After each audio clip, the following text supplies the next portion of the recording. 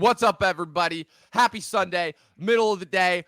Man, and I thought that it was just going to be Deadpool Wolverine to talk about. We have the movie event, arguably, of the year, post-Dune 2, to talk about as well, along with some major drops. Really one big one in particular that dropped last night at San Diego Comic-Con in Hall H. I'm joined by Luke of Luke Reviews and the one, the only Jeremy Nunez, Mr. I'm Never Coming Back. Guys, we're after 6 long months of really little to no Marvel content to talk about, we finally have something. You know, it's not much, but it's something, I would say. All of that and more on today's episode of the Talking TV podcast. Stay tuned.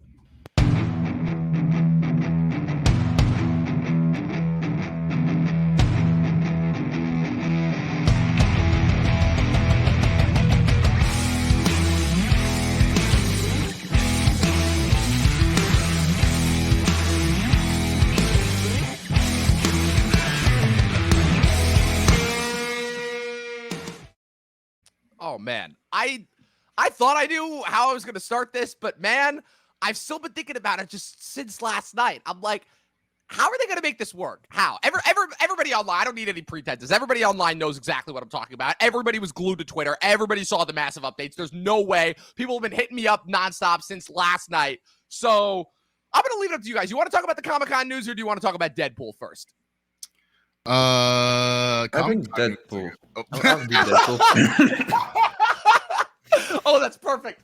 Oh, I couldn't have asked for better synergy. Guys, like I said, we're here to talk about Deadpool Wolverine. We're here to talk about the massive Comic-Con announcement. So, you know what? I'm gonna bite the bullet. I'm gonna say Comic-Con first, because that one, it's like they like Marvel knew exactly what they were doing with this Comic-Con reveal. You know, I feel like with Comic-Cons in the past, it's always been a matter of it's either quantity or it's like one massive news drop. And I feel like we were being set up for a lot more than we actually got, because in hindsight, the actual amount of information and news and updates that we got last week, it wasn't as much as I thought it was going to be. It was Brave New World, it was Thunderbolts, and Fantastic Four. They were really focusing on like their big 3 slate for next year. They didn't give us a massive release date schedule for the next like 3 to 4 years, which I was shocked by. They didn't give us information on any really movie post Fantastic Four. No Blade updates, Armor Wars, Shang-Chi 2, Doctor Strange 3, Thor 5. Nothing on any of those. No X-Men. No X-Men. You know, no future Spider-Man. No TV show information. Nothing. They really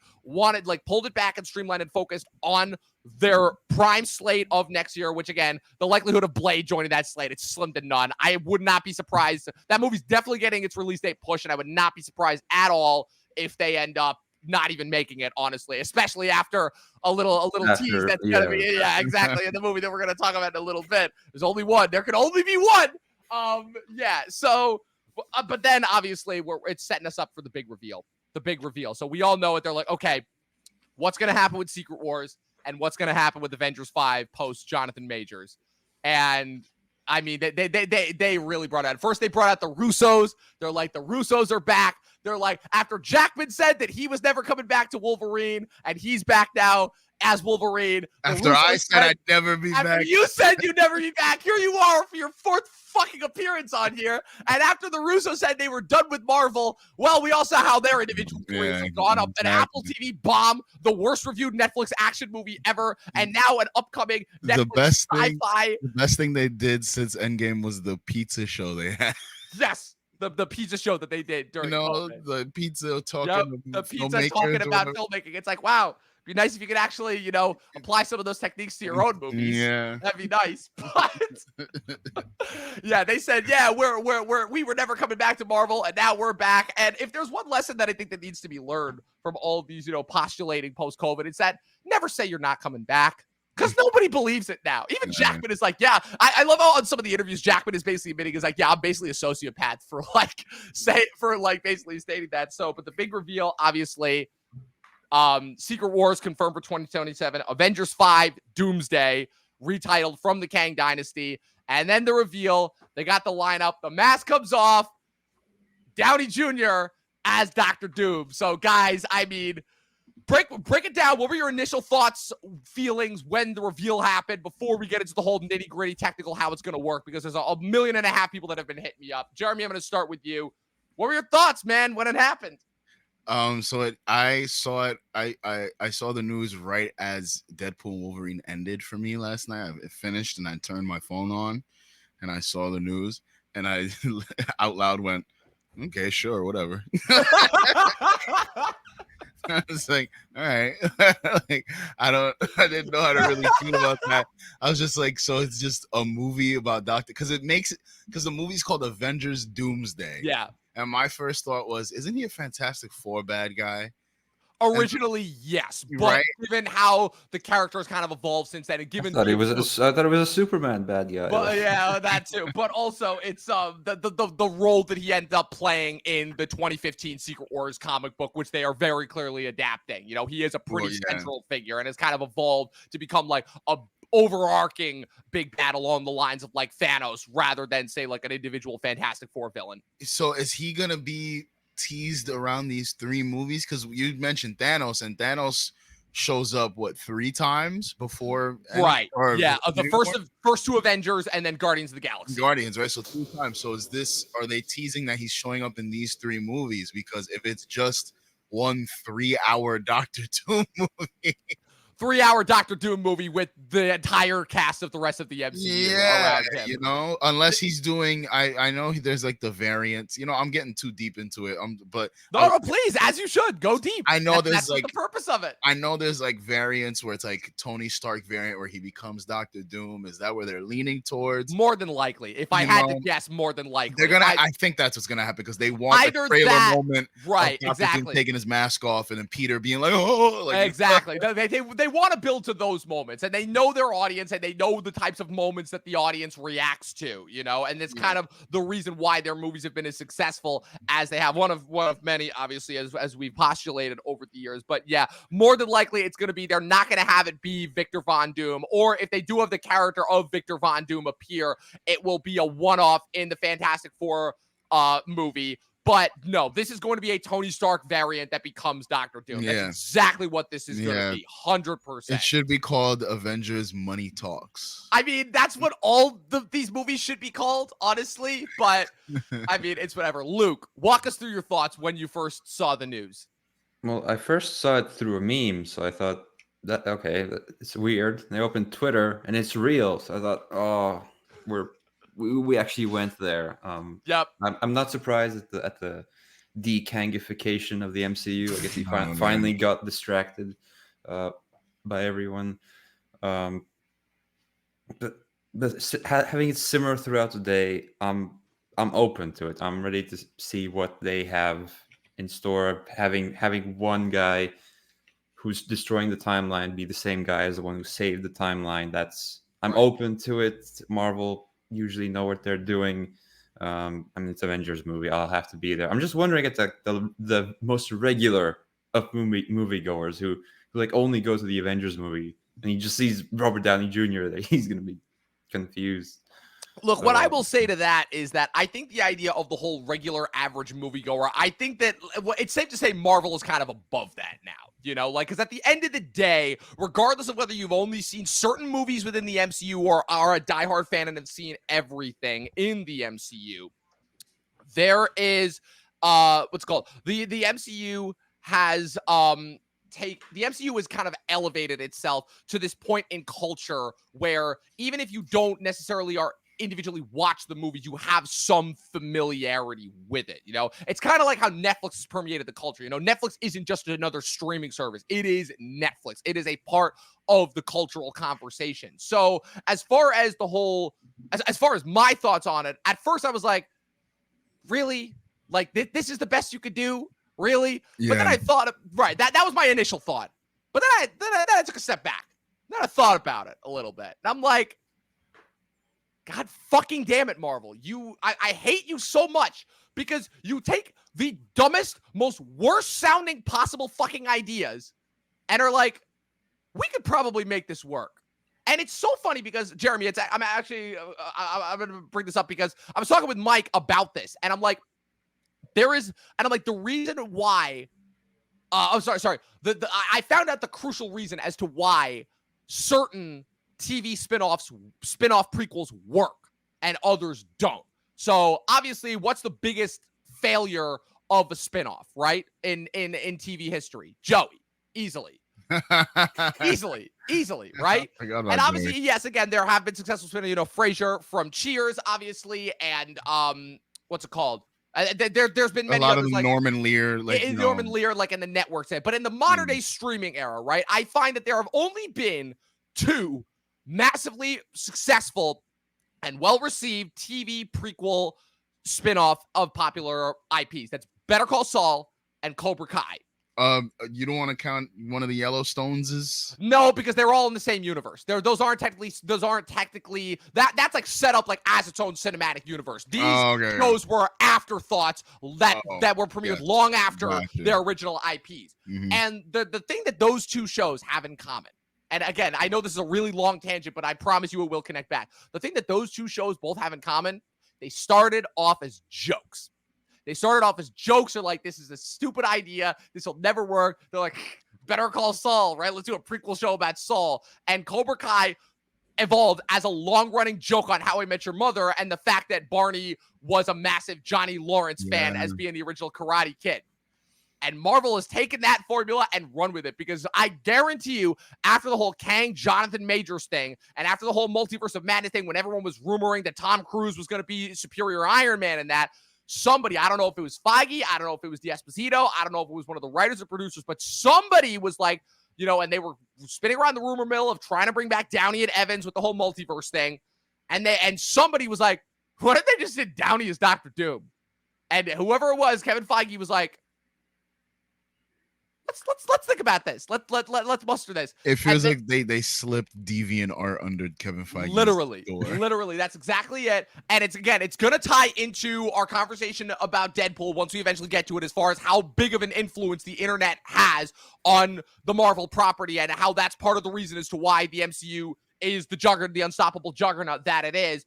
But they just pulled off the greatest marketing ploy ever, because regardless of whether or not their movies are quality for the next couple of years, they have guaranteed that all eyes are going to be on every movie and property they have coming out up until Doomsday and Secret Wars. They've guaranteed it.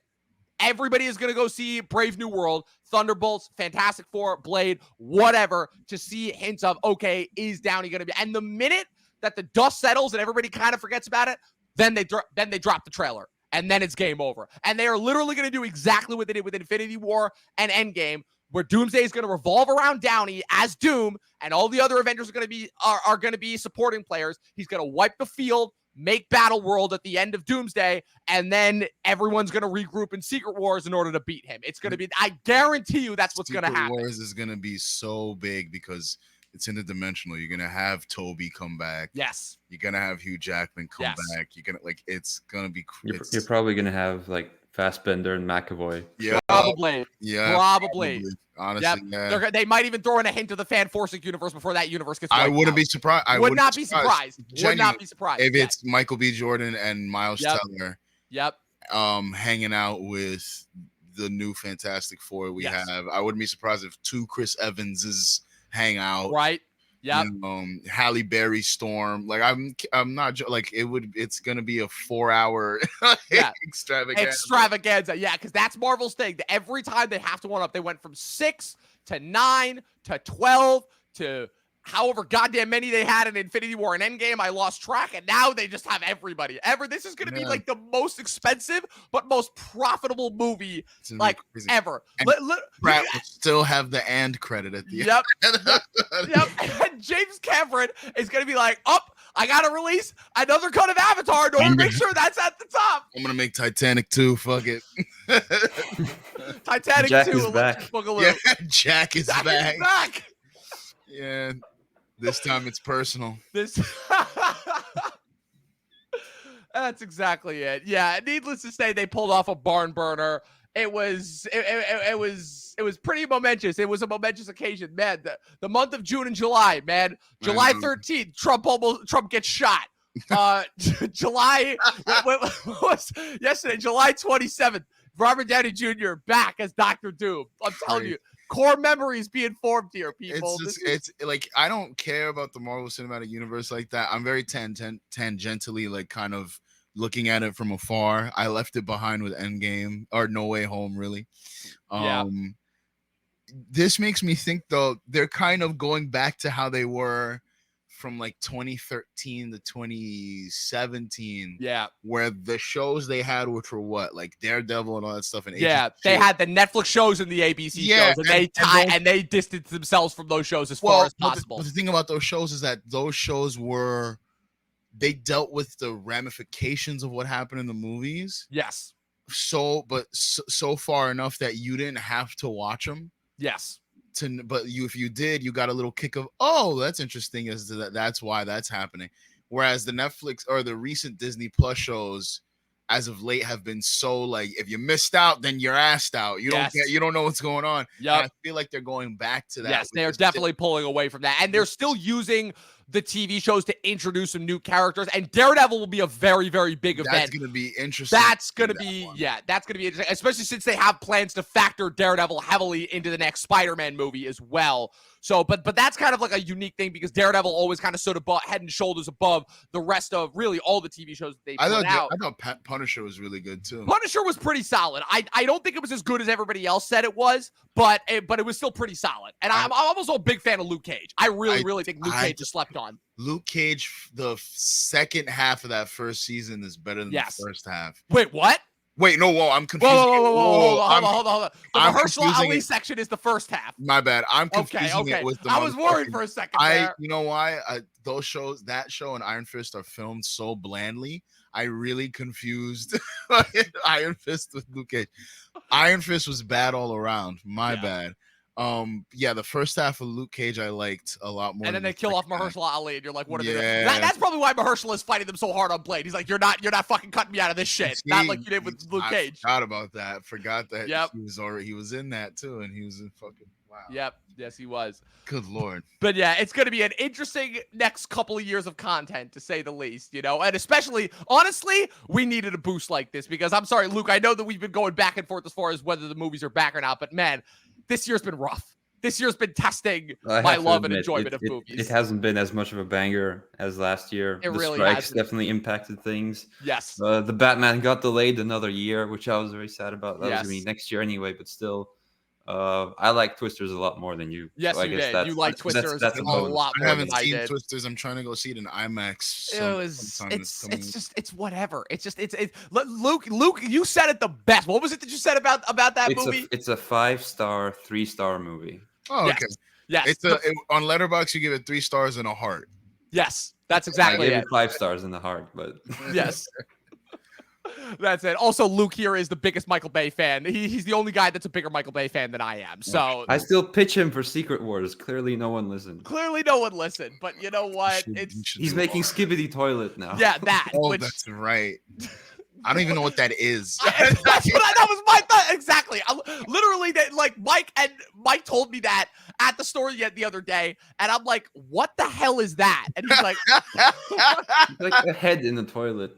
I feel like my mom, whenever I went up to her with like stupid Star Wars shit, she's like, "What the fuck are you talking to me about? Like, who the fuck is Shimmy Skywalker? And get away from me!" Like that's how I feel like with Skibbity Boop Toilet, whatever. I'm like, what the fuck? Get out of here! Read a book. Get away from me! All right, okay, let's get back on track somewhat. Deadpool, right? So obviously, it's been a rocky road. It's kind of crazy that it's been 6 years since the last Deadpool. Yeah, man. Holy shit. The last time that a Deadpool movie came out, my niece wasn't even born yet. She was born a week later, and now she's 6. They didn't let me in to Deadpool 2. I was 2 days off being 16. God, that's right. Wow. They let me into the first one.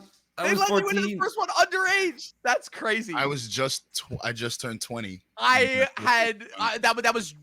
That was May. So I was 20. I was 3 months away from turning 21 when that movie came out. So 20 years old. Jesus. Yeah, it's crazy to see everything that's happened since then. Obviously, again, I have a list right here: Disney buying Fox, COVID, the MCU in trouble, strikes, Deadpool fast track, the year of 2024, the fact that they literally they were putting so much emphasis on this movie that they pushed every other movie to next year. Granted, every other movie needed significant work, but they were like, okay, if we're putting out one movie in this strike-afflicted year, it's going to be this movie. And after watching it, I'll say it was a very, very smart decision, regardless of your thoughts on the movie. And I got some major problems with the way that people have been reacting to this movie.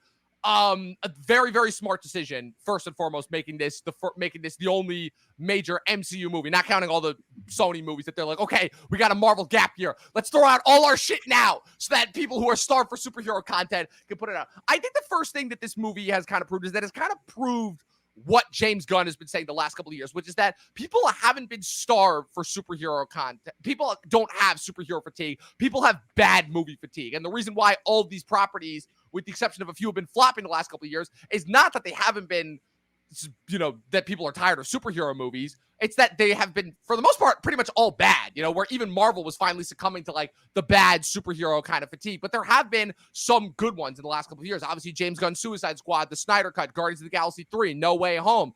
I even still like Wakanda Forever, honestly. So like there have been some good ones. It's a massive overflux of too much mediocre content, I would say. But I would say that if anything, it's that Marvel has learned the right lessons from the strike as far as pulling back and mitigating their content. Obviously, the return of Bob Iger to Disney. So I would say that my initial thoughts on Deadpool, before we even get into the movie itself, is that it is a sign of the MCU taking the right lessons going forward. Would you guys be inclined to agree? I guess. Yeah, I would agree. We talked about it in the Comic-Con bit that they are scaling back. They're not going to do 5 movies. They're going to do 3 movies and like 2 TV shows that you don't have to watch to understand the big picture.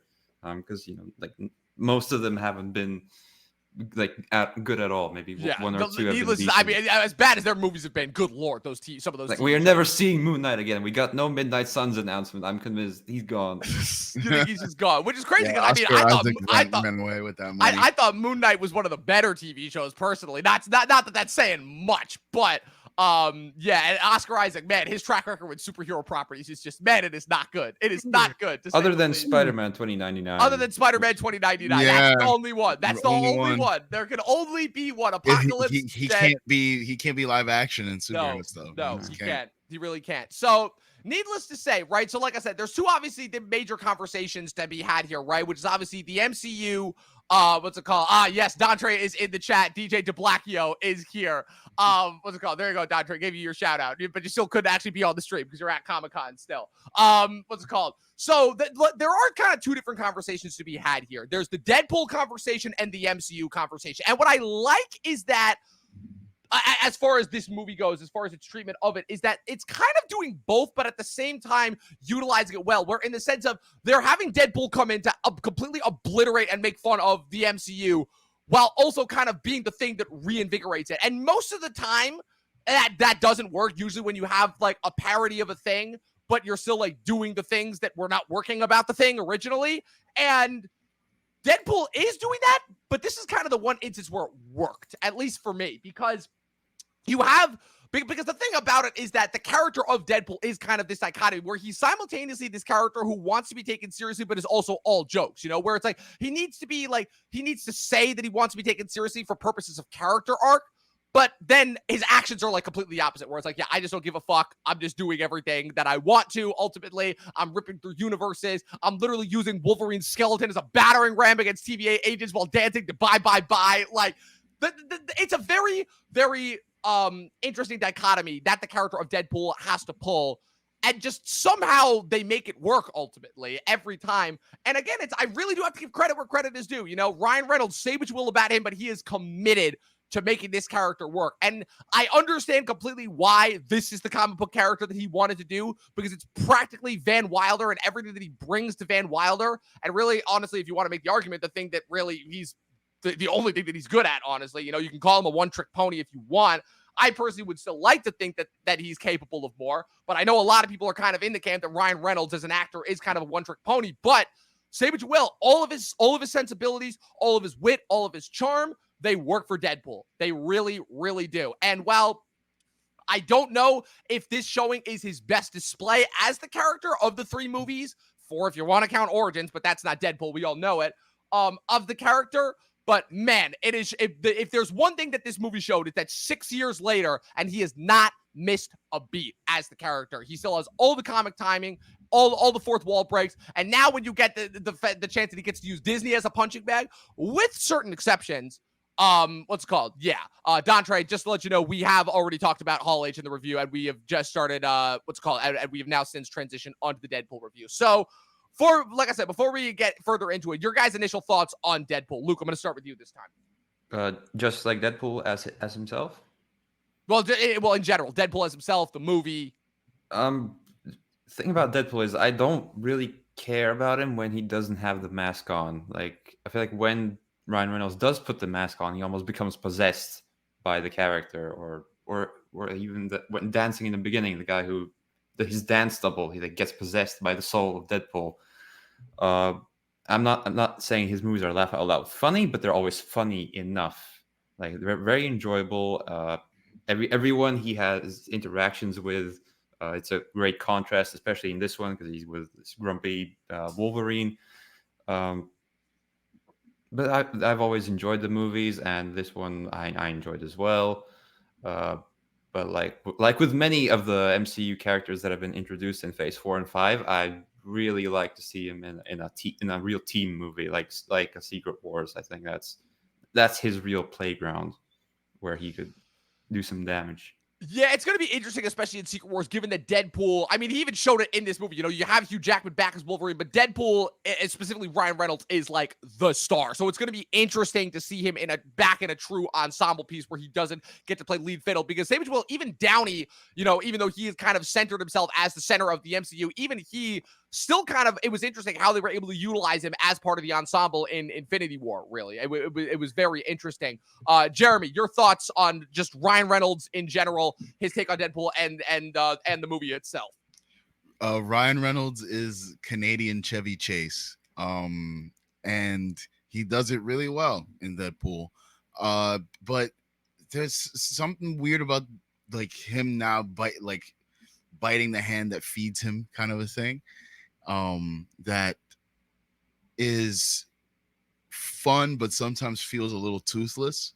I don't know. It feels like Ryan Reynolds doesn't have a personality anymore. It's like, where's the difference between Ryan Reynolds and Deadpool? There is none. You know. But the reason why is because that's not exclusive to Deadpool. That's always been him. If you look at all of his movies, I was literally just watching clips from Just Friends last night. It's from Van Wilder, Waiting. You go back. All of those movies, he's been Deadpool in all of those movies. The dramatic turns is him kind of just taking that persona and fucking with it. Like, yes. Adventureland is a great performance where it's not really a performance. Yes, exactly, because it's just him turning himself off. And that's kind of where, like, I always have to correct people, where everyone is like, oh, Ryan Reynolds is just Deadpool now. I'm like, no, that's always been Ryan Reynolds. Yeah. Always. From all the way back when he debuted, he has never not been that. So that's kind of why it's always interesting to me when you see like the perfect melding of character and actor personality, you know, as far as kind of, that's why I never really I'm not going to say I don't understand people's criticisms of it. I do, but I never have understood why people would use that against him, because I'm like, okay, sure, you can complain that he doesn't have that much range as an actor, but you always like seeing him. He never disappoints, at least not for me. And I'll tell you this much, he has used it to create some interesting work. I like Buried. I like what's the one that he did with Denzel, Safe House. I like Mississippi Grind. The Voices, if you guys haven't seen The Voices, you have to watch that. That is a movie that is completely slept on and almost nobody has seen. And that one's interesting, where the premise of that movie is he's this kind of weirdo, ne'er-do-well guy who is actually a slowly going insane sociopath who fantasizes about his pets talking to him and telling him to murder people, which he does brutally and violently. It's an insane movie. I heavily recommend it.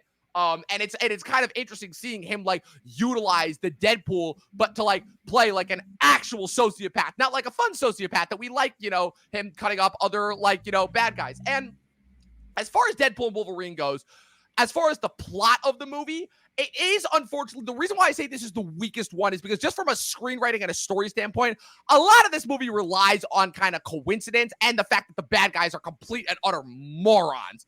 But at the same time, this is one of the few instances where they can get away with it because, again, the fact that Deadpool is so nonchalant and is always poking fun at it and at the camera, and the point of the character is to point out how stupid something is, and the fact that it does have that extra self-awareness to it, that to me is kind of why it works, why you can get away with the fact that Paradox's plan ultimately Tom Wamsgand's plan ultimately makes no sense at all. And like when you meet the character of Cassandra Nova and all the cameos that they throw in there, like none of it makes sense at the end of the day. And they're literally just basically saying, yeah, this has to happen for, you basically have Deadpool looking at the camera saying, yeah, this has to happen for plot purposes. But like, I'm like, yeah, that's what we want to see. I think that's kind of what everybody who's shitting on this movie is misunderstanding, is that, yes, all of those plot contrivances that normally would cause a regular movie to tank and pitfall, that's everything that makes movies like this one specifically work. I don't know. Like, am I making sense here, or like, am I kind of just like talking out of my ass? I literally don't even know anymore. I think you're right on the border between. So okay, all right. Keep going. We'll see where you land. Well, we'll see ultimately where this conversation takes us, especially because I'm actually impressed that we haven't gotten in like as heavy spoilers as I thought that we would have. I'm 31 minutes in, and I'm kind of impressed by that. So. Especially because since this movie doesn't have that heavy of a plot, I'm surprised we haven't been like just throwing things out there. Right. Well, because I had a bit in the podcast notes where it's like, I'm like, plot summary, does the movie work? Does it matter whether it works? And I'm like, you know what? I don't know if it does. That goes with your argument about why people are critiquing it the way it is. Because I went into the movie, I wasn't expecting fucking Spider-Man 2. Right. I wasn't expecting, exactly. I wasn't there for that. I was there for just a good time. And I had a good time. Yeah. We're not talking about, to me, the real star of this movie is Hugh Jackman. Right. We're saving him, but that's exactly it though. It's like I wasn't going into this expecting any grand overarching things. I figured there would be like, obviously there were going to be some things pointed to like plot developments that would set up for future Marvel movies, just given the fact that it is a multiverse movie. But again, for this crazy multiverse hopping movie, I was pretty impressed with how confined it was and how still down to earth and how much it felt like a Deadpool movie, And the Deadpool movies are fun movies. So yeah, as far as like going into like, I went in with no expectations. Marvel has been pretty disappointing up until this point with a few exceptions. And I went in and I had a good time, which is all that I wanted to have after it felt like disappointment after disappointment after disappointment this summer specifically, which is supposed to be the time where you're supposed to have fun with movies. I just wanted one movie in the summer that I could have fun with, and I got it. That's exactly what I got. I had an absolute blast. I didn't think that much. I know I feel like I'm going against everything that I've been saying for the last 10 years about wanting a little bit extra out of my movies. But in this instance, I'm like, yeah, I'm fine with what I got. And I had an absolute blast and I had so much fun with it, which is really all that I wanted. I said in my Letterboxd review, it made me want to watch X2. And I watched X-Men 1 this morning. I just woke up and put it on and was like, I was thinking of that. And the end credits to this movie, this isn't a spoiler because this movie's kind of like one big goodbye to the Fox era of Marvel. Yep.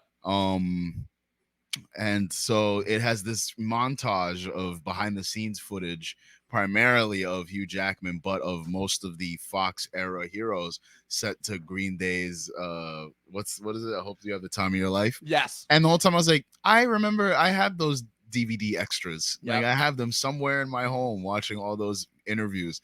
And so I woke up this morning, I popped in X-Men 1 and I was like, oh yes. like I was like, I guess that if that was the job of Deadpool Wolverine to make me go back and watch them and be like, oh yeah, I remember this. I guess it did its job well. I couldn't agree more. And honestly, even to add on to that point, I was watching Critical Drinker, and he actually brought this up, and I thought that was a very good point, is that, so you're right. So it's an homage, it's a love letter, it's a goodbye to the Fox era. And Ryan Reynolds even admitted that. Like, this isn't a secret. Ryan Reynolds literally came out on stage at Hall H and said, like, yeah, we owe our existence to that 20th Century Fox, everything. There were some ups, there were some downs, there were some goods, there were some bads, but at the end of the day, it was kind of like our formation, our formative ground. And Critical Drinker even brought up that even more so the Deadpool and the Fox universe, it was kind of a love letter to that 2000s era of superhero filmmaking, where it was before Marvel, the Marvel came to dominate it, and there was still a kind of ironing out the kinks, and they could, be a little bit more experimental and throw like a Catwoman or like a Blade Trinity or like an Elektra at the wall.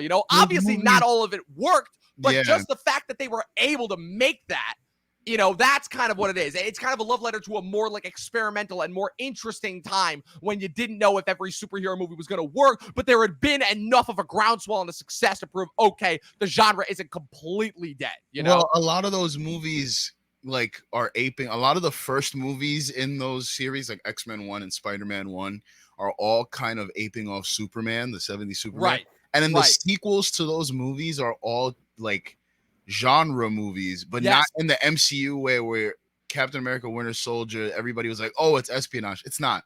But Right. X-Men 1 is way more like a supernatural action movie. Yeah, than there's a it is lot of super movie. weird, interesting, different bits that kind of set that movie Man, apart. there's way more like James Cameron-y Body horror imagery, stuff too. yeah, than there is like any awareness to like of canon or anything. And then there's a lot of crap in it too, where like I watching it this morning. And I told Dom this last night because he texted me like, "You're gonna be on the podcast." I was like, "I'm gonna talk, but I'm gonna talk mostly about X-Men 1 and 2." Right. But there's dialogue in the first movie that's straight up, literally Professor X being like, "That's Scott Summers, his Cyclops." Yep. And that's Aurora Monroe, and she's Storm. Like literally just saying things out loud. I was having the conversation with Mac when because a couple episodes ago I was a couple nights ago I was on with my friend Mac and we were talking about we were just breaking down and talking about like all of the Fox X-Men movies, and I was talking about the first X-Men. I'm like, the first X-Men, I'm like, it's literally right in the middle. It's not the best, it's not the worst, it's right in the middle, but it is crucial as far as kicking off the foundation, because I'm like, yeah, there's some incredible stuff in there. And then you have Storm saying, you know what happens to a toad when it gets struck by lightning? The same thing that happens to everything else, which Joss Whedon is still kicking himself over, even though he has long been since kicked out of Hollywood. My favorite things, and this is if you're a dork, if you've listened to the commentary to X-Men, one of Bryan Singer's other buddies, who's also a pervert. I mean, it's Bryan Singer's friend, so of course it is. Like he has nothing to do with the movie. It's literally like Bryan Singer being like, "Hey, this is my buddy," and he's just in the commentary with him. But his buddy gives him a better punchline. His buddy's like, "Man, look, man, it croaks." And then Bryan Singer goes, "Oh, yeah." And it's like, it's right there. It's such a better punchline for that. Like I like also the first X-Men movie so lean. It's like an hour 44 minutes. Boom, done. You're in your house quick, and you're like, it's oh, crazy. wow. Honestly, that was the craziest thing, was seeing like the different times, like the different timelines of each of the movies. And this is the thing everybody forgets. The longest of the original 3 X-Men movies is X2. X-Men The Last Stand is only an hour 45 too. Yeah, which is even more insane when you consider how much like 2 hours and yeah. X2 is like is 2 hours 15, something like that. Yeah. And the other ones are like 90 minutes, probably a little bit more. Right. In, you're out. You're like, holy crap. Right. Luke, what were your thoughts on the whole nostalgia factor of Deadpool and Wolverine, and kind of that era of superhero filmmaking that it evoked? I think just to mention like X2, I rewatched all the X-Men's before this, and I'd never really liked X2 that much, but rewatching it now, it's like one of the best live action Marvel movies. I don't know what's happened. Maybe it's the last few years of just mediocre. I had to return to that. But yeah, I did get the nostalgia feels when certain people showed up, or just the general homage to the whole thing, and of course the behind the scenes footage at the end. It just reminded of a simpler time when no one really knew what they were doing. We were just trying new things, new characters. Before it was a money printing machine whenever a new movie came out. So it was nice just to look back. It was, ultimately. And I think it was a really, really nice touch. And it shows that just as far as Reynolds and the team and what they were doing, they knew what they were doing here, as far as they really know how to walk the line between, again, just balls to the wall, not taking themselves seriously at all, while also still having a little bit of that heart and substance. Because that really is ultimately what's made Deadpool, I feel, as compelling as it is. Because the first Deadpool, I think, is actually a really well-written and well-done movie. Like, just from a script standpoint, that movie works really, really well. Even to the point when they are calling themselves out in that ridiculous, bonkers last act, it still works as, like, kind of a love story. And the sequels definitely have not been as good writing wise, but they've done a really good job of maintaining that level, that combination of heart with with like kind of the insanity, really, ultimately. Because the whole first movie is literally about, okay, is my girlfriend going to accept me even when I'm dying? And then obviously when I get this mutant factor activated in me, that ultimately turns me into like this freak mongoloid. And then the second one is basically like, okay, I fucked up and got her killed, so now I'm gonna try and atone for that, and then just not ultimate. Like there is always that underlying level of genuine feeling that I think really does elevate these above just complete and utter schlock. Like these movies aren't cynical. I think that's really kind of what helps them and elevates them, because they very easily could be, but the fact that they're not, I actually really, really do appreciate. And so, Jeremy, I mean, perfect segue, Mr. Never Coming Back, because another person that said that he was never coming back, Mr. Hugh Jackman, and he even admitted it and talked about the commentary, what's it called, like the press behind the scenes, the press junket interviews behind the scenes, where he's like, yeah, I said I wasn't coming back after Logan, and now here I am. So I guess that makes me a sociopath, which I'm like, first of all, that just validated me so much, because I'm like, finally, an actor finally admitting that they're all sociopaths. It's taken fucking almost 100 years, but hey, we finally got it. Better late than never. So that was just nice in general. But I mean, Jackman, he's back, and again, clearly has not missed a beat. I was worried a little bit that there was a brief microsecond where I was worried that they were gonna pull a Star Wars new trilogy and they were gonna ruin him, and thankfully they did not. He was back. What did you guys think of Jackman as not old man Logan, but world weary Logan? I'm gonna call him that way. The Logan that is basically what they're doing with Luke Skywalker in Last Jedi, but everybody loves it here for whatever reason. Jeremy, sorry, Luke. Yeah, go. I thought it was different enough to any Logan that we'd seen before to differentiate and not ruin Logan. And look, this movie doesn't ruin Logan at all. I think people are way overreacting. In fact, I would say that if anything, the decision that they make at the opening as far as how they choose to continue directly off Logan is brilliant. And I loved it. I thought. Yeah. Oh, sorry. Keep going. No, I'm done. I thought he was really good, and I thought he played such a different Logan that it worked. And so a different enough Logan too, because again, watching X-Men 1 and a bit, I started X2. I'm literally paused right now at Iceman meeting Wolverine. In the kitchen scene where he breathes on the beer? No, earlier. I'm like, when they shake hands. His hands. Yeah. I'm literally paused right at that moment. But he is so consistent as that Wolverine from the first movie all the way to Logan. And so to see this Logan is like a loser in a different way. Like, so he plays such a good loser Logan that it feels like a different dude.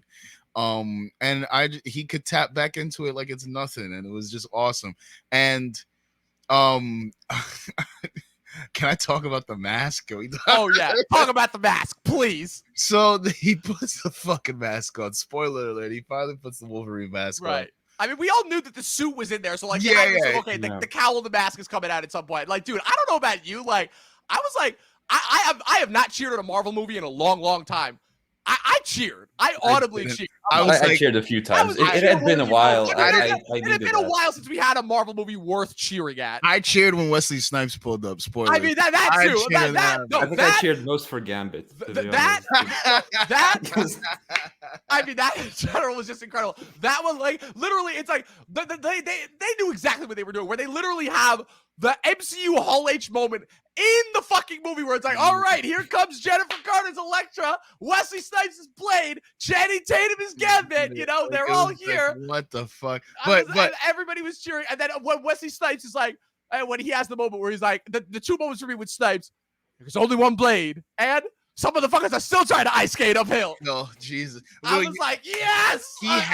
I was. Have you seen his tweets leading up to this? Like, leading up to Deadpool Wolverine? Oh, yeah. Where he was like talking shit about Blade recently. And the way he tweets, I was like, oh, he had to have helped rewrite Blade. Had to have. The way he tweets, you're like, oh my God, like that's where the ice skating line comes from, because he just talks like that. That's just him. He just is like that. Just him. So I wonder if Ryan Reynolds and Wesley Snipes kind of have a kindred thing where they're like, 100%. I think we like our characters a lot because we are them. Yes, literally. Like, again, like that's the thing that everybody misses. Ryan Reynolds did not become Deadpool. Wesley Snipes did not become Blade. They have always been those characters, and they have just put them into each and different. I mean, come on. Wesley Snipes was even Blade in, what was the movie where him, Patrick Swayze, and Leguizamo were drag queens? What's that movie called? I can never remember the name. Yeah, that one. Yeah, that one. Literally fucking, like, he was even, there were even bits of Blade in that one. Like, I watched Mo Better Blues for the first time a couple years ago. Even New Jack City, there's elements of Blade in those performances. Doesn't he technically come back as Blade in What We Do in the Shadows? Yeah, the episode. What We Do in the Shadows? He's Blade like on Zoom or whatever. Yep. So it's funny. Yep. But going back to the point, so Hugh Jackman puts the mask on, and I was like, oh, that's why he never wore it, because he looks fucking crazy. Yes, he does. It looks dumb. But it doesn't matter. It doesn't matter. It doesn't matter one bit. Because probably this is the one chance we'll ever get it anyway. Yep. And it feels like it's kind of like for audiences to be like, this is what you wanted. This dumb idiot in a fucking mask. Literally, and you have Deadpool there being like, finally giving the people what they wanted. 20 years late, but better late than never. Yeah. Like, that's a line in this movie. I'd rather him in the brown outfit, though. I thought him in the brown outfit looked amazing. That was pretty cool. I would have preferred that. Agreed. But still, we got the yellow suit. They made it work, honestly. And again, my thoughts on Jackman as well, as far as him coming back. And he's super jacked man. Super jacked man, indeed. Exactly. And I love how, too, he complained about the diet. It's like, well, clearly you're still willing to do it, you know? Dehydrating and all that shit. Exactly. My thoughts on Jackman is that Jackman and Downey are the only two characters that have played those characters consistently on and off for the course of an extended almost 20-year period, right? You know, Downey 08 to 19, and then Jackman 2000 to 2017, you know? And like, that's a long time that they played those characters. And in that time, you basically got to see, you saw a full character arc across the course of however many years it was for each of them. You know, you saw them obviously at one point, and then when they ended, when both their characters respectively died, they had really come full circle, you know? But I think what's even more interesting about Jackman's take on the character is that, yes, Dante, we also got the brown effort. We literally just mentioned it. What was even more interesting about Downey's, about Jackman's performance, I should say, is that you got to see different layers and different molds of Logan. You're right, Jeremy, that you know, he was consistent with that character, but like, I really do like how, again, you see him as like the fish out of water in the first X-Men, to like the reluctant team member, to new team leader in the X-Men movie, in the first, in the original X-Men trilogy. And then you kind of, you know, all the prequels and appearances aside, you kind of get like the post X-Men trilogy, you know, Hazard phase, kind of in a way the first one of these types of performances we got with the Wolverine. Then he gets to take more of the mentor role with Days of Future Past, and then you have Logan, which is just like league in and of its own, where it's like, okay, like I literally am on my last leg. This is my final swan song. And it is interesting to me here how, even though we've arguably seen every element that Jackman can bring to this performance, he's still finding new things to bring to this character. I think that's probably the most interesting thing to me about this performance, is even though, again, we're setting him up for failure, where I'm like, oh, great, they're going to do the Luke Skywalker thing. They're going to make him bedraggled, pissed off, you know, miserable, moping, not wanting to get involved in the action.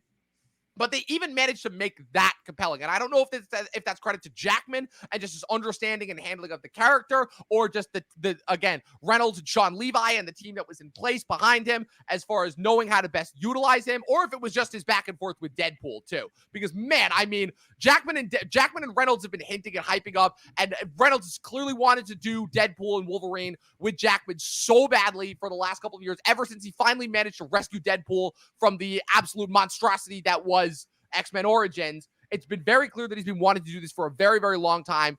And I mean, they just, in terms of them, like, look, at the end of the day, regardless of what cameos we can get, they're like, let's just give the people what they want, which is Deadpool and Wolverine together, bantering back and forth and fighting. And ultimately, that, I think, is why the criticisms have me scratching my head the most, because they literally this is a movie that is the definition of giving the people what they want. Okay, Dodger actually brings up a good question, which is, what timeline do you think this Wolverine is from specifically? Because obviously they stated at the beginning that this Wolverine that we're following is not the same Wolverine from the original X-Men movies, as you see Deadpool literally exhuming his corpse, or what's left of it, in the opening scene of this movie.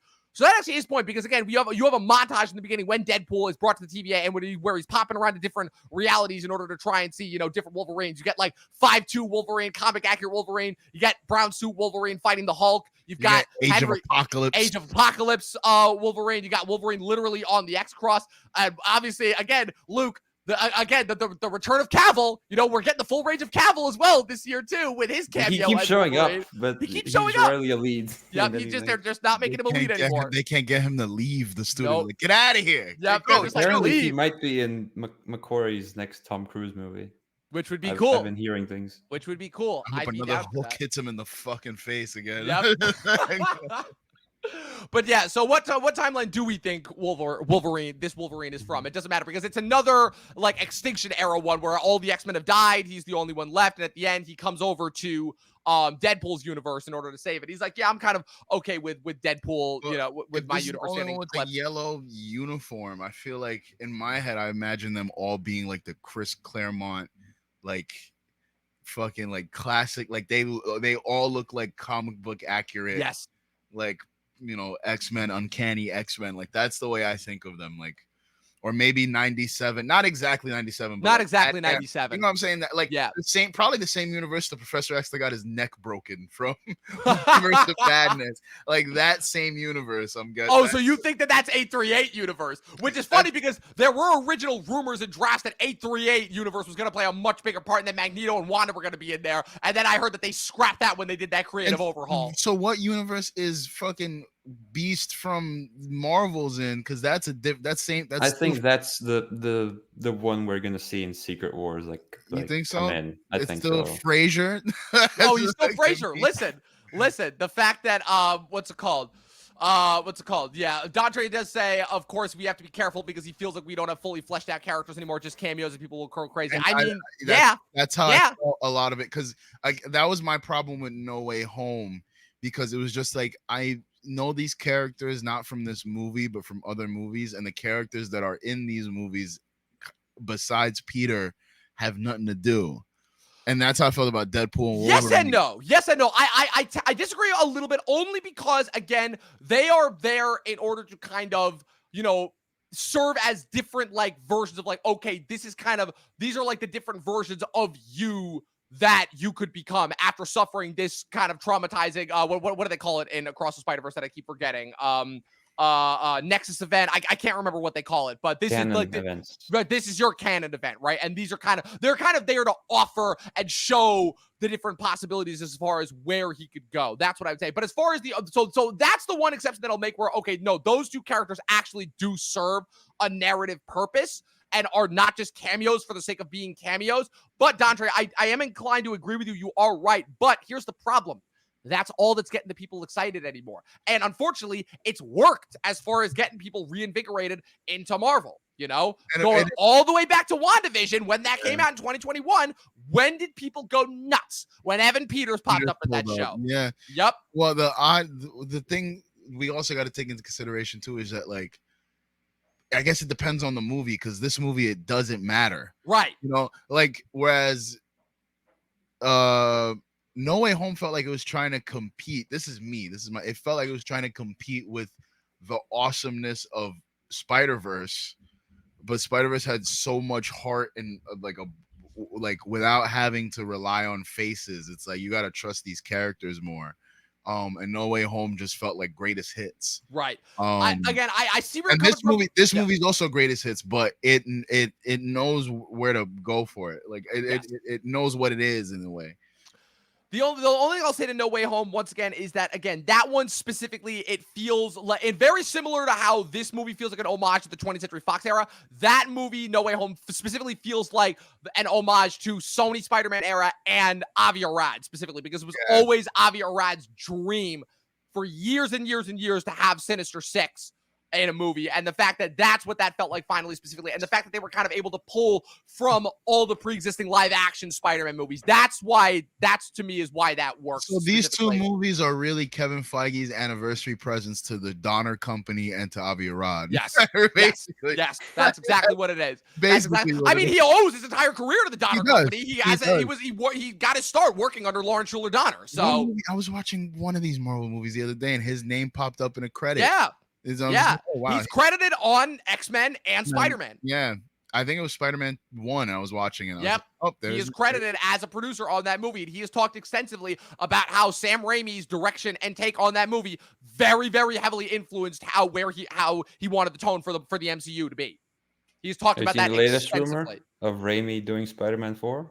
I have heard that. Yes, I have seen that. I don't think I don't know if that's gonna happen. Yeah, I still want it to be Drew Goddard personally, especially if they end up having Daredevil in there. But again, the problem there is that's not exclusively Marvel calling the shots there, unfortunately. I feel like Sam just has too much of I feel like he's already kind of like, I'm done. he already tried the whole thing with Multiverse of Madness. He came in, he's like, yeah, I'm having to like clean up this movie after Scott Derrickson didn't want to do this again, and so we kind of had to like revamp that. And that movie was already kind of a mess behind the scenes. I like that movie for the Sam Raimi of it all. The extra stuff I don't need, but the I agree. Raimi of it all, I like it for that. Because that one, I love how they have the cameos in this movie literally just to kill them off. That's my favorite part of that movie. It's like the weird, I was cracking up when it's zombie Doctor Strange. That was awesome. But he's giving like an inspirational speech, and it's like this skeleton just like I was like, that's Sam Raimi to a T. I love it. It's so goofy. It's Looney Tunes. Yes. The only other thing that I wanted to bring up before we kind of wrap up is, obviously, again, we mentioned the cameos. It's no secret. Everybody who's been on the internet the last couple days knows what they are. Snipes is the best. It was cool seeing Channing Tatum. Garner's there. It was nice seeing Daphne Keane back. Chris Evans, for me, I thought that was a really funny bait and switch there. No. I thought that was pretty good. I called it. Like, I heard him. I was like, good. He's not Cap. He's Johnny. I mean, it was pretty obvious that it wasn't going to be, but still, the bait and switch and how they use it was pretty good. The only other thing that I'll say is how do we feel about the whole Luke? I keep forgetting the fucking term. I really got to get these multiverse terms down. It's canon event in Across the Spider-Verse. What is it? What is the term that they introduced in this movie? And again, I like how they utilize it, where it's like the most important person in each universe, that if that person dies, then that universe will collapse. What is that term? I keep forgetting it. Anchor being. Anchor being. That's it. So in terms of this movie being the one that introduces the term anchor being, as far as how do we feel about this movie and how it balanced out like the greater multiverse, because we still do get the TVA, Alioth, Wunmi Mosaku, who reprises her role from from Loki as well. Obviously, again, Tom Wamsgans as their TVA guy, who is again just literally playing as if he was Tom. He earned every penny. I wish he was Mr. Bean. He was given a Mr. Bean performance. Might as well have hired Rowan Atkinson. Yes, but because he has the baggage of having played Tom Wamsgans for the last 5 to 6 years, I think that's what adds it to it, because it literally is. I'm like, oh wow, Tom, so this is where you've taken Waystar Royko. Good to see. Literally, I was just like, oh, okay. But we still don't know why Thor is crying. Right. With Deadpool, I hope Secret Wars. That's the biggest question. Secret Wars is 100% gonna talk about that. Yeah, absolutely. The anchor being, we don't know who the anchor being is in the MCU. I think people think the rumor is that Spider-Man they said it's going to be Spider-Man. They said it's going to be Spider-Man. There's a couple different people that they're circling right now, but my bet is it's going to be Spider-Man. What if it's Hawkeye? Or better yet, what if, again, the premise of Doomsday, not necessarily Secret Wars, but Doomsday, is that the death of Tony Stark, he was the anchor being, and so now obviously they're racing to find a new anchor being, and then the end Doom comes in, and then obviously that's where they introduce Doom, and they see, oh my God, you're Tony, but not, and then Doom discovers the multiverse, smashes it together, creates Battle World. I think, guys, I think I just figured out. I need to read the comic. I heavily recommend the 2015 Secret Wars one. I actually it's one of the few comics that I actually have in physical copy, and I really, really enjoy it. That's insane. But yeah, guys, I think I just figured out the plot for Doomsday. So in 2 years, when this movie comes out, check back on this episode. See how accurate I was. Have you seen before? Have you seen the leaked Fantastic Four footage? Have you seen the footage of it? Well, I was under the impression that they hadn't shot anything yet. They had just started shooting. They shot I watched some of it. Okay, I sent it to you, Don. Yeah, you did. Oh no, yes, I did see it. The 4x3. It looks like test footage of NASA kind of stuff. That looks incredible. And the fact that they are going for the 60s vibe, I do appreciate that. If the movie looks like that, like if it just looks like one big documentary now episode, I'm in. Love it. I'm in. And again, but this is the brilliance of Matt Shakman as a director, and why I think that again he is the secret guy to look out for, because again, Matt Shakman, people forget this is a dude that has literally been directing TV for 20 years. He has directed at least a couple of episodes of almost every major TV show of the last couple of years. He directed the second episode of The Boys. He directed the Spoils of War episode of Game of Thrones. He made his bones directing episodes of It's Always Sunny back in the day. This is a guy who knows what he is doing as far as evoking different styles. And let me tell you something, as much as I did not like WandaVision, the direction of that show and how each episode so gracefully evoked the era of TV with which it was paying homage to, I thought was brilliant. And so as far as if there is a person who can perfectly capture a different time period and make it feel both modern and also classical at the same time, it's Matt Shakman. And I am 100% looking forward to Fantastic Four and what he's going to be able to bring to this. And he's finally going to be the guy to crack the code that has been plaguing Fantastic Four for the last 20 years of its existence. Earlier this year, earlier this summer, I went and saw have you ever heard of the Right Stuff? That I have, yes, which they make that incredible joke about in Armageddon. Yeah. Right Stuff is a great movie. If you turned Fantastic Four into The Right Stuff with the energy of Armageddon, you'd have a perfect movie. Yeah, you'd have a perfect superhero movie. If it's like this majestic thing about going to the stars and like the Thing at home being like, I'm a rock monster, like getting a little bit dramatic, being like, look what they did to me. Yes. And the fact that it's Richie from The Bear going to be doing that part, which I love. I love that. I'm still not necessarily sold on the other three, but as soon as I heard Evan confirmed as The Thing, I'm like, let's fucking go. In the clip, and he's a Brooklyn native too. Finally, we have an American playing an American part. We don't have a Brit swapped in for it. And I heard what's his name talking, because in the clip you hear him speaking, Pedro Pascal's Reed Richards, and he has a very like old timey 60s voice. I'm like, okay. I was like, I like this. I'm looking forward to it, especially since because they're like, okay, we can basically do what they did with Homecoming with this. We don't have to do the origin story. We're getting Galactus, we're getting Franklin and Valeria, we're getting Mole Man, we're getting Puppet Master, we're getting all those guys. I cannot wait to see again, just if you're capturing the 60s vibe, Paul Walter Hauser as the Mole Man and John Malkovich as the Puppet Master. That's genius casting right there. That is genius casting, if you ask me. And if they're in their own universe, so they're in their own universe, separate from the MCU. They're going to join the main 616 universe at the end of their movie. But the fact that this movie is again going to be very similar to actually what The Acolyte. And again, but bear with me here. As far as it's so divorced and separated from the main timeline that you can just appreciate it for itself. The Acolyte being what it was. But as far as, you can appreciate it on its own without having to worry about it connecting to anything else. I think that's very, very key and crucial. I just want some tilted camera angles and Mr. Fantastic doing a stretch punch. Yes. So like John Malkovich. And like John Malkovich looking like the Nutty Professor. Like I just want some fucking crazy, I'm just picturing for whatever reason, even though I know it's not, I'm just picturing John Malkovich as the Vulture, as what he was going to be from Spider-Man 4. Yes, as the Puppet Master. Oh man. Yeah, it's going to be sick, to say the least. Like I said, 2025 is going to be a crucially important year for Marvel in terms of the 3 movies that they're putting out.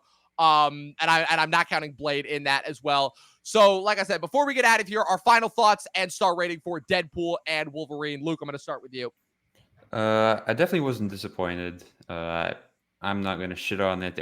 I had too much of a good time to do that. It delivered what the title was. We got a Deadpool and Wolverine movie. Just them interacting throughout the movie was enough. Love the cameos, especially Channing Tatum as Gambit. Just seeing that fulfilled some hole in me I didn't know I had. And the fact that he was purposely doing a bad Cajun accent that Deadpool was making fun of every time. Love that. I like the Ben Affleck Daredevil joke of Jennifer Garner being fine that he's dead. So on the whole, the plot's a little thin. It's a high 3.5 star for me. Yes. Jeremy, your final thoughts and star rating. I wasn't expecting Spider-Man 2. But at least it was an amazing Spider-Man 2. Yes. Don't say that. Well, I was about to say, wait a minute. You take that back, sir. Amazing Spider-Man 2 is a masterpiece of bad filmmaking. I'm sorry. That movie's poo-poo. It is, but in the best way possible. Maybe I'll feel that way in like 5 years. Yeah. Give it time, man. I'm telling you. Jamie Foxx saying, I'm Electro. It's incredible. I can't. I might as well just 2014. Peak year for cinema. Might as well just watch Batman Forever. I give it. Here's the thing about Deadpool Wolverine, though. I don't think I'm gonna remember it in like a week, sadly, because I was thinking about it as I left yesterday. I was like, wait, what happened? Say, what happened in that movie? But so I give it 2 to 2.5 stars. It's not bad. I'm not giving it like, oh, it's terrible. I was just saying I had a good time. I was there to have a good time in a movie. I'm not there to think about it. I just had a blast. It made me want to rewatch X-Men. As soon as I'm done with this, I'm finishing X-Men 2. Yes. Like 4.5 out of 5 stars. Yeah, I'm going there. I'm going high because, again, I'm taking a couple of different things into consideration here. I'm taking into consideration the year in which it came out. I think that's important. I really do. Context within which of a year within which a movie comes out is important in terms of understanding a movie's place in the culture ultimately. So that I think is first and foremost. The fact that 2024 has been a dog shit doo-doo year for movies in general. Somehow worse than 2020, the year of no movies.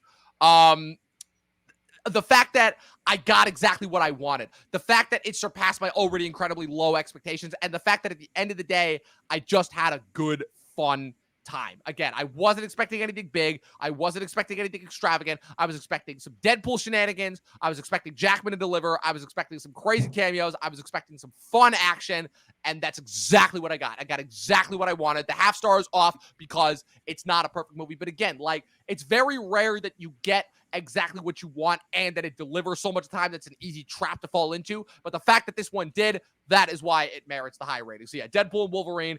Will it be the summer event? Will it be the movie event of the year? No, that's still doomed too, safe to say. But as far as it being the movie event of the summer, yeah, I think it's pretty safe to say, considering the fact that every other movie this summer is flopped except for Inside Out 2. So yeah. And it's already made like 430 million. Exactly. No, this movie will make its money back. This movie will be the payoff that they want. So with that being said, thank you guys once again for coming on to and tuning into another episode. Make sure you guys tune into our House of the Dragon penultimate episode recap tonight, which I will be covering with Eli. Luke, starting with you, where can the good people follow you on the interwebs? They can follow me at Luk Reviews on YouTube. There's a X-Men movie ranking there sitting for you, waiting for your view because the algorithm killed it for no reason, like just flatlined. I enjoyed making it. I hope you enjoy watching it. So yeah, Alien is next. Nice. So. And Jeremy, where can the good people follow you on the interwebs? You can't follow me anywhere. Don't look for me.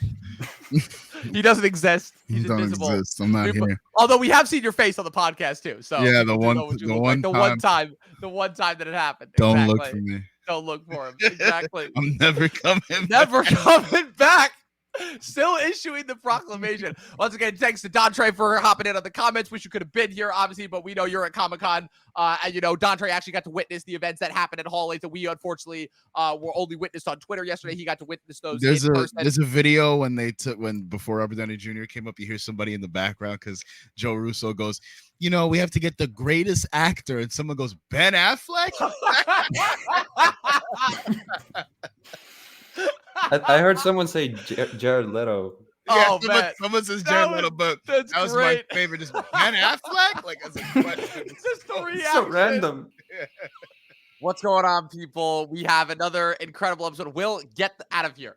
We have another incredible episode of House of the Dragon to do for you guys tonight. And oh man, Eli, it's the one we've been waiting for. It's the one that, again, we've been hyping it up all season. We got it. The sowing of the goddamn seeds. Oh, yeah. And, oh, man, an entire 6 episodes worth, you know, Rook's Rest, everything, Damon wasting away at Harrenhal.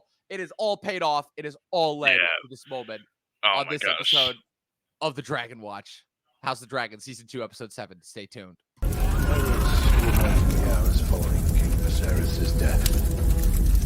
My brother was a slave to his omens and portents.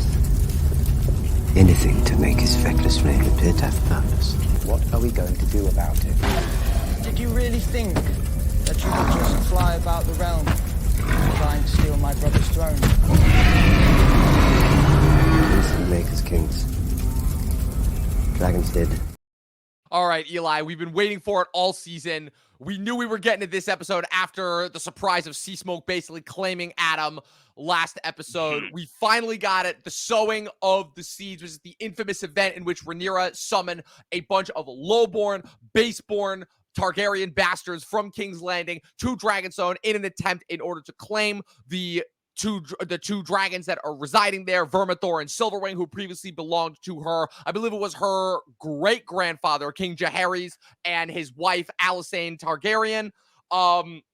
Obviously, there's a lot of other stuff that happened in this episode, but just as far as like this being the centerpiece episode, right? This is another infamous Game of Thrones penultimate episode. Game of Thrones was known for its insane penultimate episodes. You know, Baelor, Blackwater, Reigns of Castamere, Watchers on the Wall, Dance of the Dragons, Battle of the Bastards, Beyond the Wall, and The Bells. Oh yeah, Literally all like all some of the best episodes of the entire show. And after, I would say, kind of a disappointing penultimate episode last season, where ultimately you had the action of the Greens takeover and coup of King's Landing kind of split into 2 episodes, that I actually thought in season that the first season of House of the Dragon, the better episode was actually the finale rather than the penultimate. Here, I mean, just the sewing itself. Yeah.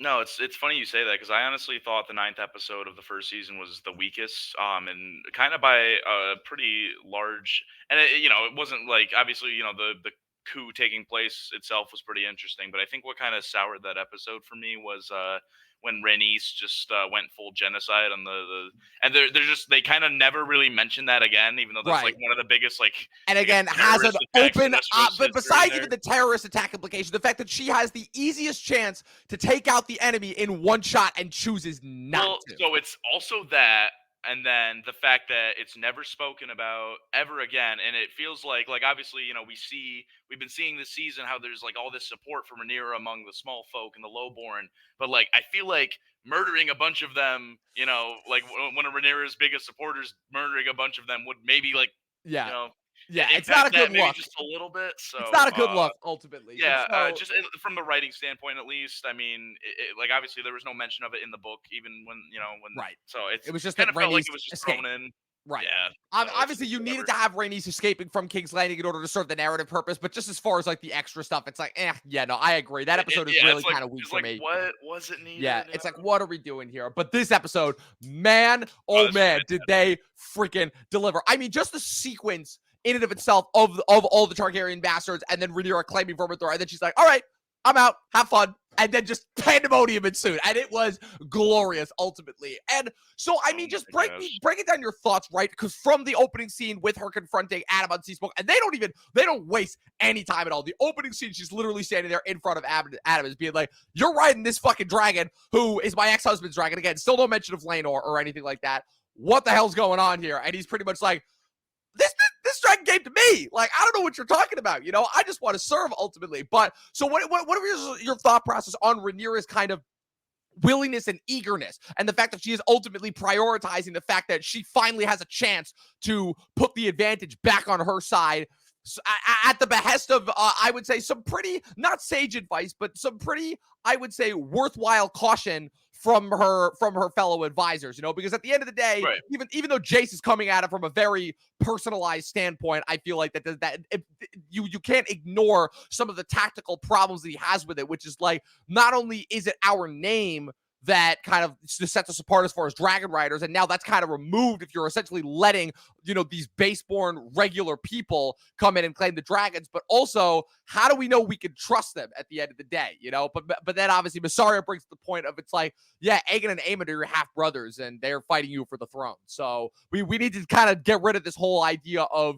disregarding just baseborn people as baseborn people. And again, that's what makes the sowing of the seed such a crucially important moment, not only in the Dance of the Dragons, but within the entire history of Game of Thrones. It's the only time in recorded history that, at least as far as we know, that the commoners actually got to step up and play a major role that's not just getting kind of trampled on and fucked over by the higher lords. So I mean, just the act itself, like what were your thoughts on it? Oh, I mean, honestly, I get it, just because, I mean, I feel like they've done a great job the last couple episodes of kind of building up kind of the desperation on Rhaenyra's side of things, where, I mean, she said it herself. She really has no land army, right? And she's trying to conquer the land of Westeros. Dragons aside, right? I mean, her back kind of is up a wall. And I mean, she always was. I think it's still in character for her, because she was always really supportive of the small folk, and we saw right from the beginning in season 1 that she was very caring towards other people of lower birth, and that she really wanted to be a good queen, and that's where kind of she saw her places, is you got to win the heart of the people you're actually going to rule over. So I think her philosophy has stayed pretty true throughout the show so far.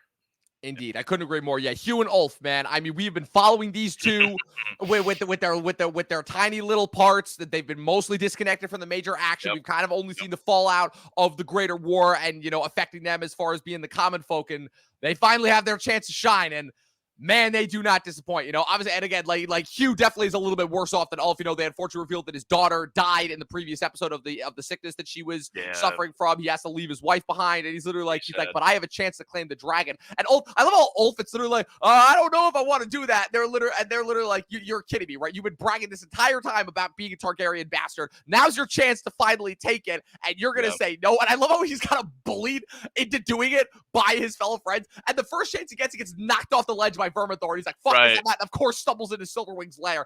And naturally, Silverwing being the docile dragon that she is. I mean, just the sequence in and of itself of the claiming, like, look, the Vermithor sequence in and of itself. It's funny. I was actually just texting Spence about this, and I'm like, yeah, that's the best Jurassic Park sequel ever made. Ever, easily. I mean, it's better than anything that we got. It's incredible. It's literally like a bunch of people who have no idea what they're doing, literally to the point where the Dragon Keepers, like, essentially resign in protest, being like, this is blasphemous, and then they walk out, and then you literally just have Vermithor, again, as Rhaenyra said, it's the second largest dragon in the realm after Vhagar, right, just wrecking shop with these poor people. And the suspense is a little bit gone after last week's episode with Sir Stefan Darkland unfortunately being cooked by sea smoke. And so it kind of just turns into like a brutal slaughterfest, but it's kind of entertaining. But it's really good character development, I think, as far as like showing the dichotomy between Hugh and Ulf specifically, because Hugh is somebody who, again, at the end of the day, he's brave when he needs to be, and having, lost everything essentially, he literally has nothing left to turn, and he stands up to the largest dragon, and it bows for him. Meanwhile, Ulf, props to him. I mean, seriously. It shows. And also the fact that, Ulf has been proclaiming loudly about his Targaryen heritage, but Hugh is somebody who we really weren't sure, and now he basically confirmed it in this episode. And Ulf is literally just trying to get away, and he ends up, like, of course, running into Silverwing's lair, and kind of just happens on it accidentally. I love the dichotomy between the character, again, just showing character in every frame of these crazy, insane action sequences. Also, the fact that they're still able to deliver in terms of giving us new and different kinds of action sequences. Just walk me through your thoughts on that. Oh my gosh. I mean, it was, I think the action itself was very, very creative in terms of, like, it's not typically what you see in a Game of Thrones show. So, I thought the whole sequence of how things played out, I loved Ulf's entire little journey through this episode. I thought it was so funny. Definitely a standout for me. One of my two standouts, which I'm sure we'll get to in a little bit. I thought I had such a great time with this episode. I was actually like kind of laughing out loud at times, and I was chuckling to myself. I mean, this was like this. You really can tell that they've made this show for the fans. Oh yeah. And I couldn't be more happy.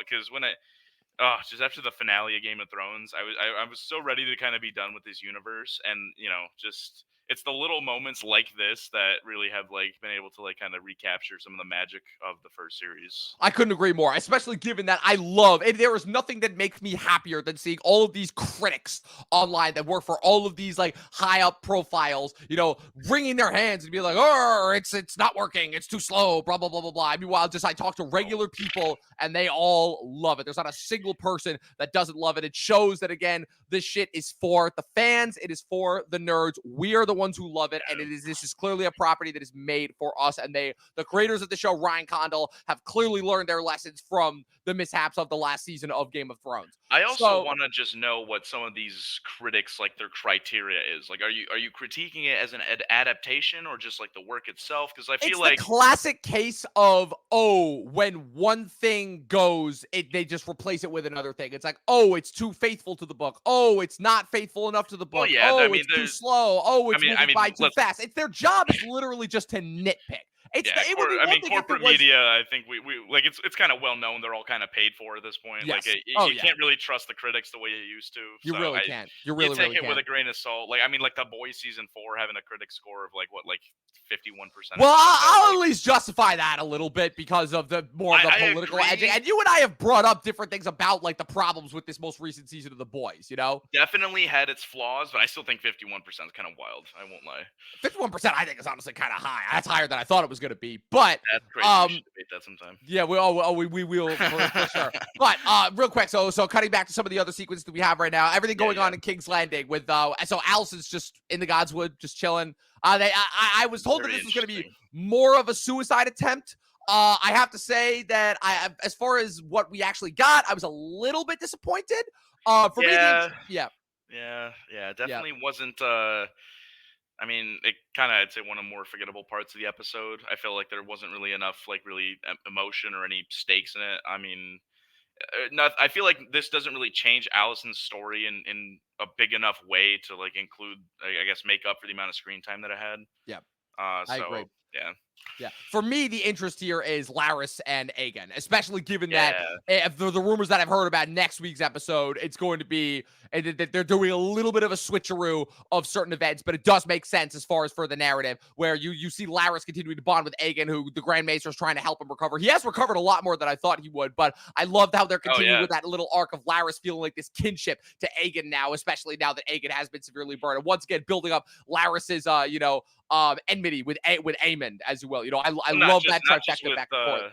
Not just with Aemon either. I mean, we're seeing people are starting to come to him with information for him to leverage, right? I mean, he's kind of really starting to slide into the Master Whispers role, and it makes you wonder what he's going to do, if there's going to be any changes with him from the books in terms of how he uses any information that he may get later on. Yes, absolutely. One notable absences in this episode: Kristen Cole, Gwen Hightower, and Tywin Lannister are all not in this episode, as they've kind of all gone off on their respective missions. Real quick, cut into Harrenhal real quick. Daemon and his confrontation with the River Lords.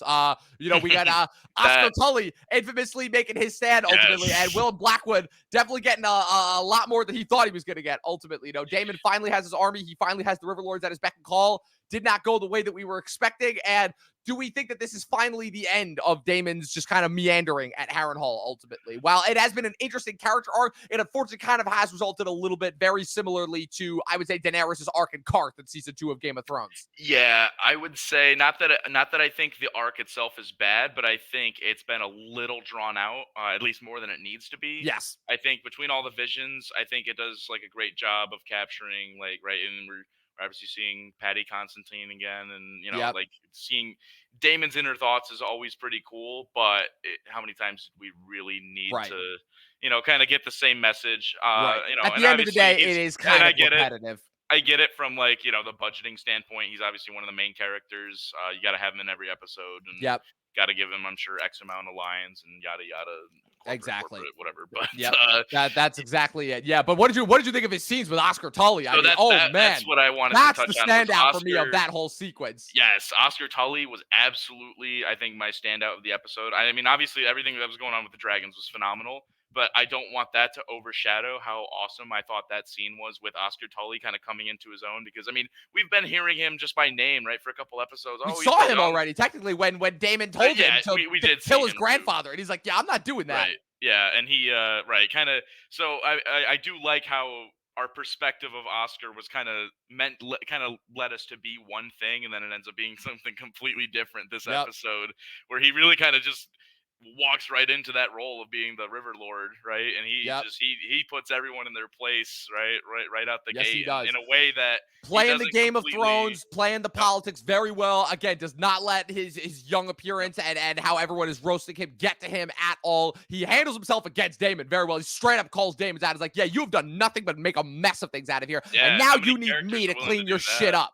Love that. Sure. Love that. There is nothing that makes me happier than seeing characters stand up to Daemon. And that's really, I think, the secret part of why Daemon's arc has not been a complete misfire, is because not only is Daemon being held to task by himself, but also you finally see that, like, not everyone in the river in the Seven Kingdoms is willing to deal with him the way that really his family has for his entire time, and I love that. It's adding some much needed humility, and it finally leads him to carry out justice when, in a very surprise maneuver, he executes Willem Blackwood, which, who saw that coming, Yeah, definitely did a big old 180 on Mr. Blackwood there. That was pretty funny to watch. Yeah. No, I thought that whole sequence was very, very enjoyable.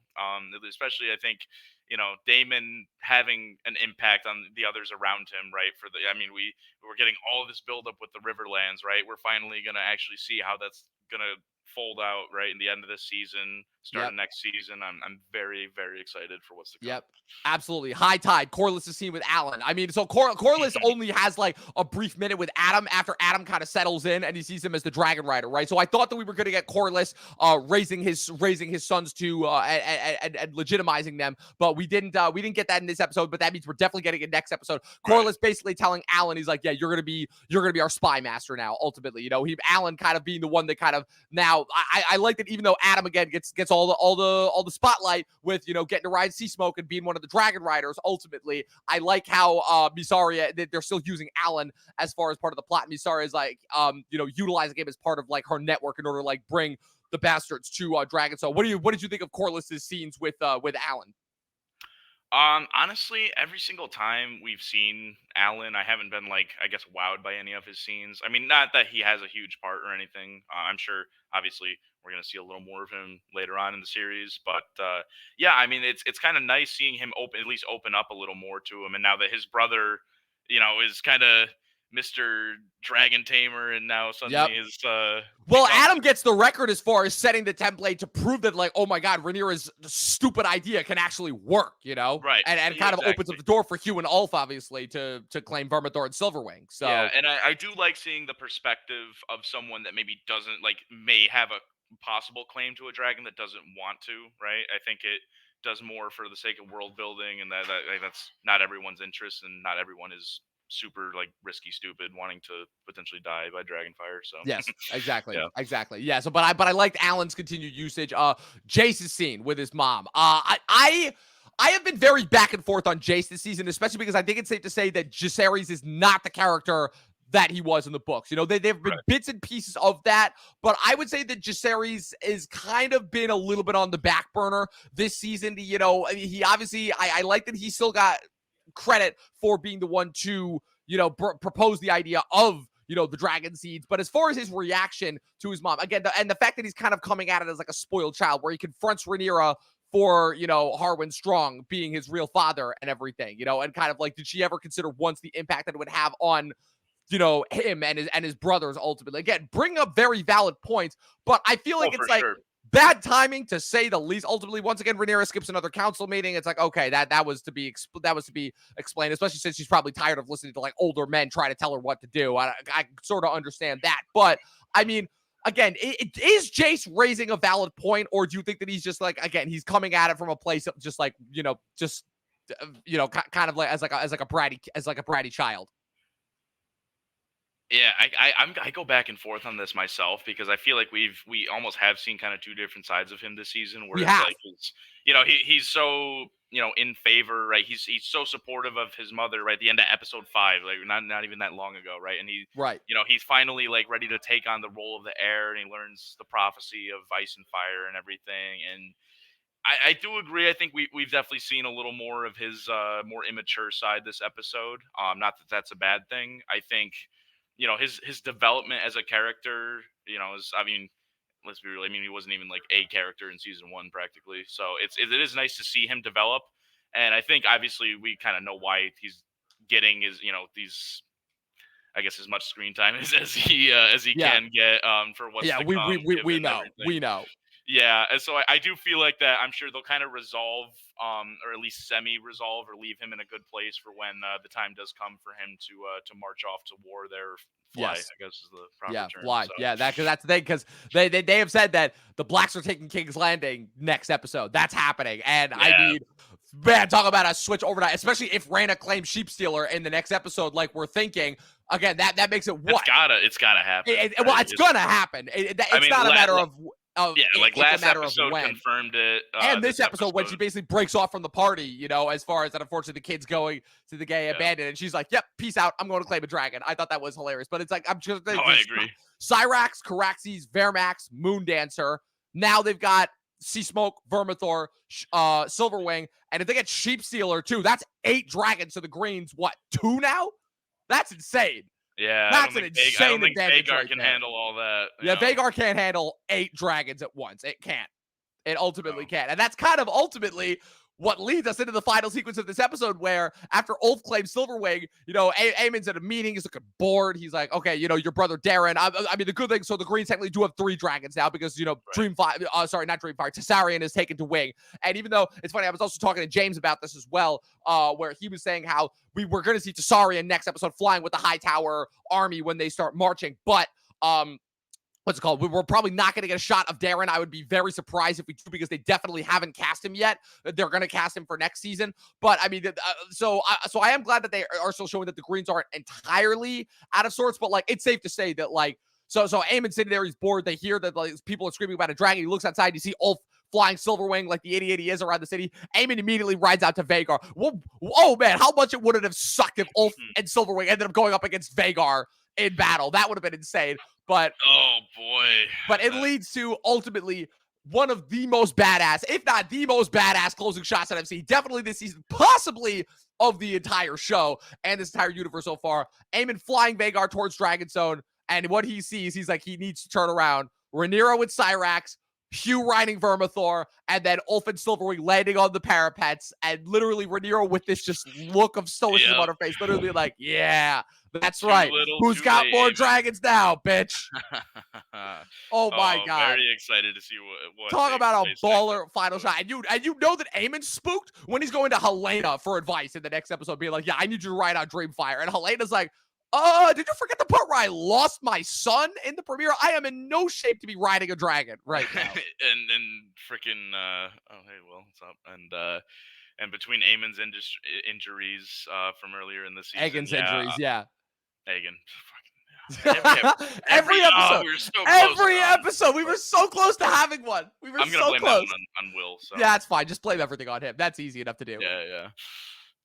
Oh, man. Absolutely. Great episode, honestly. Great episode. Had an absolute blast. Couldn't have asked for it. Was everything that I wanted from the Sowing of the Seeds. We got dragon taming. We got dragon mauling. We got dragon flying. We got a badass shot. The sides are being set up. So as far as next predictions for the finale next week, which I can't believe that we're already there. I feel like we were literally just starting the show the other day.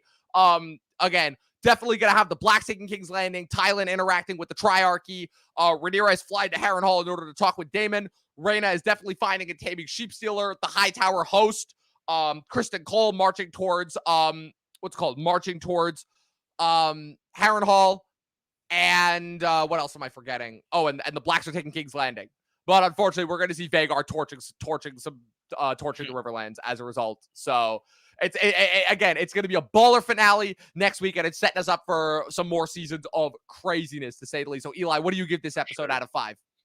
Oh, I think this might be one of my new favorites of the whole series. I can't really give it anything other than a 5. I really have no major complaints with the episode. I think the pacing was very well, even with some of the slower arcs. They're finally starting to gain their traction, and I mean, great setup as always by Game of Thrones shows for what is to be a very epic finale, and I'm very excited to see what's to come from a few characters in particular. I'm very excited to see what occurs with Larys next episode, given his role in the books, right, and everything with Aegon. And I just wonder what kind of little changes they're gonna make to the battle from the books. Just that I think might. Well, the biggest thing now is that they are definitely switching the taking of King's Landing and the Battle of the Gullet. Where in the books, the Battle of the Gullet comes first, but in this one, they're going to have the Blacks take King's Landing. And the whole thing about it is that the taking of King's Landing is a relatively bloodless affair, because the problem is that they've screwed up and sent all their forces to Harrenhal with Aemon and Vagar, so the city is practically defenseless. So by the time the dragons land, the Valyrian fleet arrives, and they take the city pretty quickly. So it makes sense for them to do that first, and then, because by then, the Triarchy will have arrived in order to break the blockade, and then you could have the Battle of the Gullet, because by that point, then Dragonstone's left undefended. Dragonstone and Driftmark are left undefended. So it kind of, again, makes more sense in order to switch the two events. Yeah, and I guess I don't mind that, just because I think it means we'll definitely see a lot more character development from Jacaerys and probably a few other dragon seeds in the meantime. So yes, I'm frankly all for it. I think kind of switching it around, makes things I think, pretty interesting. Whereas, like, Yeah. we're gonna have these guys kind of chilling in King's Landing for a lot longer, and it makes you wonder if like any new plot lines are gonna arise from this. Exactly. or- Especially once we get into the next phase of the dance after the Blacks take King's Landing and everything that kind of happens from there. So out of 5, what do you rate this episode? Yeah, right. I was totally getting to that, but yeah, I'm gonna give it a 5. Great Yep. episode. Pretty much no complaints. I'm only giving this a 4.5 because the Allison sequences in this episode were kind of pointless. Other than that, phenomenal episode. It was it's the payoff to everything we've been waiting for the last 2 episodes, really, since Rook's Rest, and it's setting us up for a baller finale next week. Cannot wait to cover that with you and possibly some surprise guests next week as well. Eli, where can the good people follow you on the interwebs? Yeah, same old, same old. You guys want to give me a follow? You can find me at _Holicky, like it is spelled on the screen here, 45, _Holicky 45 on Instagram. Absolutely. You guys can follow me with everything going on at Movie Nerd Reviews across all platforms, at Official Talking TV Podcast across all platforms. Be sure to follow us on YouTube, subscribe to us on YouTube, follow us on Twitch. This episode will be available on Spotify and Apple Podcasts tomorrow, along with our coverage of Deadpool and along with our coverage of Deadpool and Wolverine and everything that happened at Comic-Con this past weekend. Yeah, it was nuts. It was nuts to say the least. So it was a good time. It was a good time to say the least. It was fun. So, like I said, we'll see you guys next week for the finale of Dragon Watch. Stay tuned.